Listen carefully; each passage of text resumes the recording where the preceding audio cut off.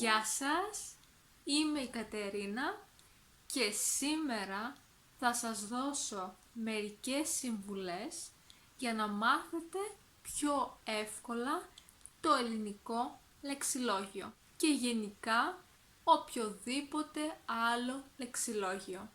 Και πιο συγκεκριμένα σε αυτό το βίντεο θα ασχοληθούμε με το βασικό λεξιλόγιο, δηλαδή με τα χαρακτηριστικά του βασικού λεξιλογίου, με τις τεχνικές εντοπισμού του βασικού λεξιλογίου και με τις ατομικές στρατηγικές βελτίωσης της εκμάθησης του λεξιλογίου γενικά.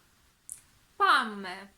Ξεκινάμε με τα χαρακτηριστικά του βασικού λεξιλογίου.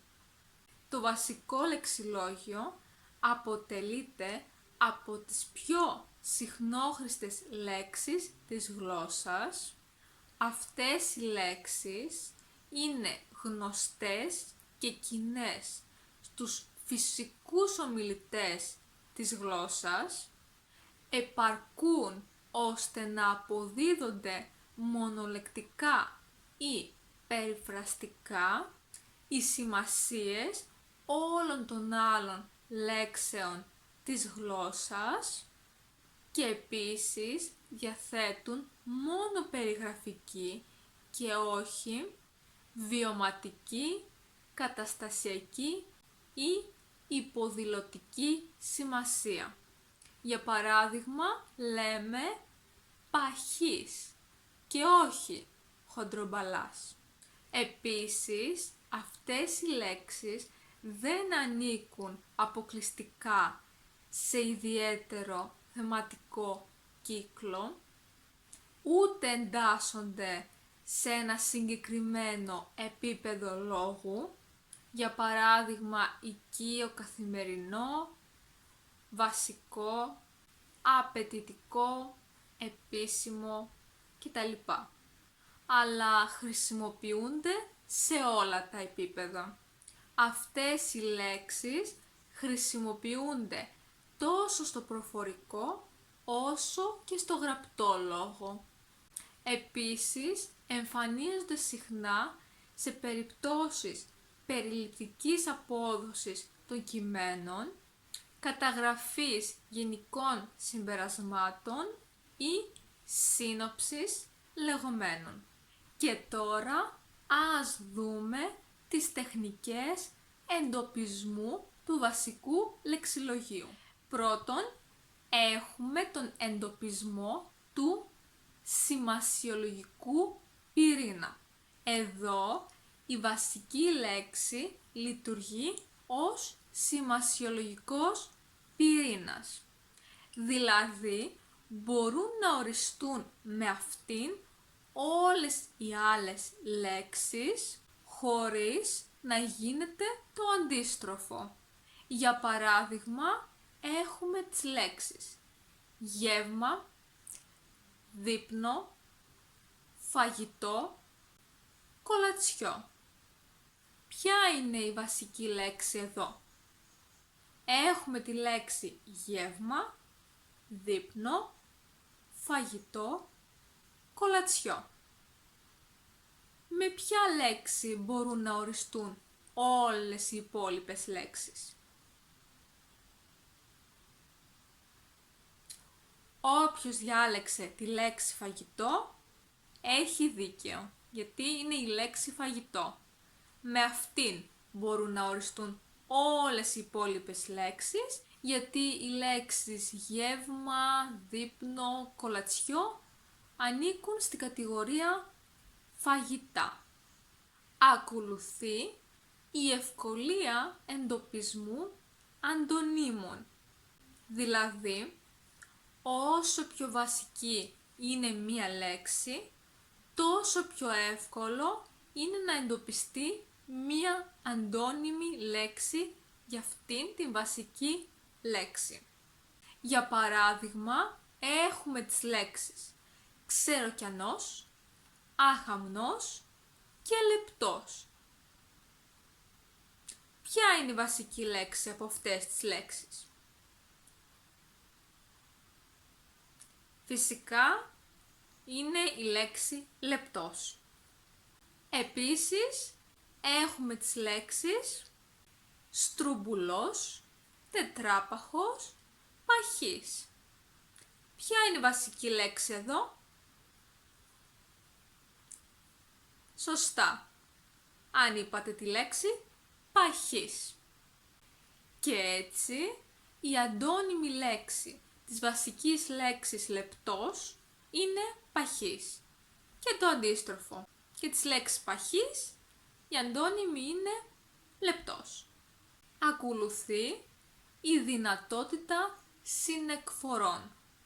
Δηλαδή, όσο πιο βασική είναι μία λέξη, τόσο πιο πολύ συνδυάζεται με άλλες λέξεις.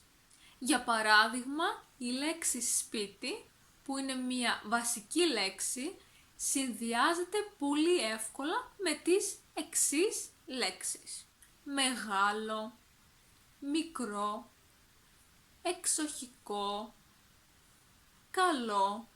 Δηλαδή μπορούμε πολύ εύκολα να πούμε μεγάλο σπίτι, μικρό σπίτι, εξοχικό σπίτι, καλό σπίτι.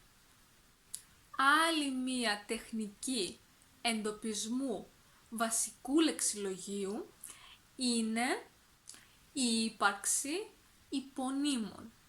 Δηλαδή, οι βασικές λέξεις είναι συνήθως υπερώνυμα. Αυτό σημαίνει ότι αποτελούν υπερκείμενες έννοιες των υπολείπων λέξεων στα σημασιολογικά πεδία που εντάσσονται. Για παράδειγμα, οι λέξεις πλάτανος, πεύκο, έλατο υπάγονται ως υπόνυμα στην υπερώνυμη λέξη δέντρο, διότι και ο πλάτανος και το πεύκο και το έλατο είναι δέντρα. Ακολουθεί η απουσία πολιτισμικού φορτίου, δηλαδή όσο πιο ουδέτερη πολιτισμικά είναι μία λέξη, τόσο και περισσότερο τείνει να είναι και βασική. Αυτή η τεχνική διευκολύνει πολύ στο να μάθει κάποιος μία ξένη γλώσσα, γιατί οι λέξεις που δεν έχουν πολιτισμικό φορτίο τις περισσότερες φορές είναι κοινές και στις δύο γλώσσες, δηλαδή και στη μητρική σας γλώσσα αλλά και στην ξένη γλώσσα που μαθαίνετε.